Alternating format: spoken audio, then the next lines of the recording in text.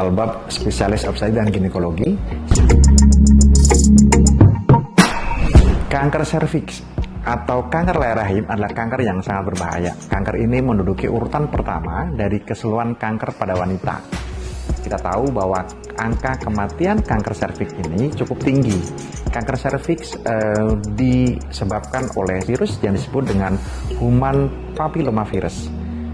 Virus ini menyerang pada manusia dan tipe virus ini ada dua, tipe virus yang bersifat low risk maupun high risk. Yang menyebabkan kanker serviks adalah tipe virus high risk. Yang ada di Indonesia, virusnya adalah tipe 16, 18, 51, 52, 58, dan ada beberapa tipe high risk yang lainnya. Pasien sering datang karena kanker serviks dalam kondisi yang sudah terlambat. Ada fenomena yang disebut fenomena gunung es, di mana yang kelihatan adalah yang di atasnya, sedangkan kondisi yang realitanya di bawah itu sangat banyak. Kanker serviks di Indonesia menempati urutan kedua penyebab kematian wanita Indonesia setelah kanker payudara. Setiap 1 jam perempuan Indonesia meninggal karena kanker ini.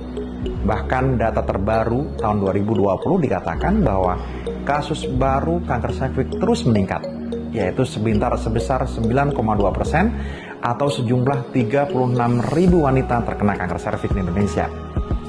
Kasus kematiannya sebesar 9% atau sekitar 21.000 wanita Indonesia meninggal karena kanker serviks. Angka kejadian ini cukup memprihatinkan. Bahkan rata-rata tercatat sebanyak 24,4 per 100.000 penduduk terkena kanker serviks. Angka kematiannya sekitar 14,4 per 100.000 penduduk meninggal. Artinya apa? Hampir 50% kasus kanker serviks berakhir dengan kematian. Angka yang memprihatinkan tersebut dan tingginya angka kasus baru kanker serviks bukan tanpa sebab. Minimnya informasi, kemudian pengetahuan dari masyarakat, kesadaran akan deteksi dini dari masyarakat yang masih minim, salah satu faktor yang menyebabkan kenapa tingginya angka kejadian kanker serviks di Indonesia. Oleh karena itu, pemahaman, edukasi, pemberian informasi terkait dengan kanker serviks mutlak kita lakukan. Wanita Indonesia masih enggan memeriksakan kondisi ginekologinya kepada bidan, dokter umum, atau dokter spesialis. Masih ada rasa sungkan atau rasa malu ketika pasien datang ke poliklinik kebidanan untuk memeriksakan kondisi kesehatan reproduksinya. Kita tahu bahwa kanker ini tidak datang begitu saja. Perlu waktu yang sangat lama, hampir 5-10 tahun baru terjadi kanker serviks ini. Pasien-pasien atau wanita Indonesia dalam kondisi stadium yang sudah lanjut. Datang dengan keluhan, perdarahan pada saat pasca senggama, haid yang tidak berhenti, bau pada organ kewanitaannya, keputihan yang tidak sembuh-sembuh, dan bukan tidak mungkin ada keluhan-keluhan lain yang dirasakan dan wanita Indonesia malu untuk mengutarakannya. Virus ini tidak hanya bekerja sendirian, ada faktor resiko yang menyebabkan wanita itu mudah terjangkit atau terinfeksi virus tersebut dan menjadi kanker serviks. Faktor-faktor yang berisiko adalah pertama, hubungan seksual di bawah usia 19 tahun.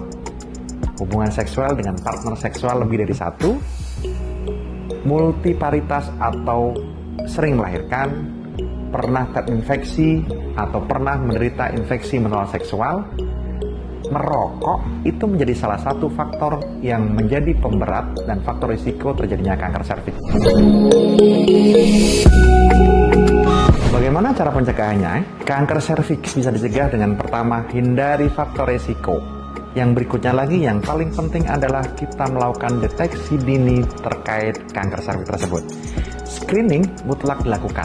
Jangan malu ibu-ibu untuk melakukan pemeriksaan ginekologi kepada bidan, dokter umum, atau dokter kandungan. Karena dari situ, maka kita bisa menangani kanker serviks sejak dini. Screeningnya apa sih? Screeningnya banyak yang bisa dilakukan.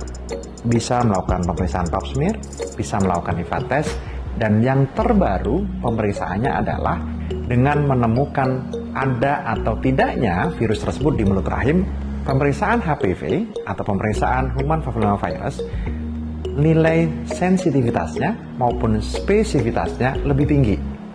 Bahkan nilai prediksi negatifnya mencapai 100%. Artinya apa? Bahwa ketika screening pemeriksaan HPV dilakukan dan dinyatakan bahwa tidak ditemukan virus HPV pada mulut rahim perempuan, artinya 5 sampai dengan 10 tahun ke depan maka wanita terhindar dari kanker serviks. Tapi bukan berarti kemudian kita berhenti sampai di situ.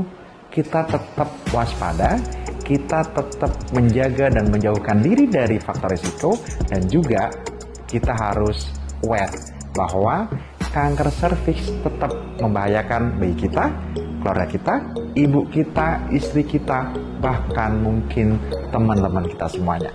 Ayo kita lawan kanker serviks. Rutinlah melakukan pemeriksaan ginekologi secara rutin, dan jangan lupa melakukan screening dengan cara menemukan virus HPV pada mulut rahim perempuan. Dengan menemukan virus HPV sejak dini, maka kita bisa terhindar dari risiko terjangkitnya kanker serviks, dan kita bisa terhindar dari risiko kematian karena kanker serviks. Ingat, kanker serviks sangat berbahaya dan penyebab kematian kedua wanita Indonesia meninggal.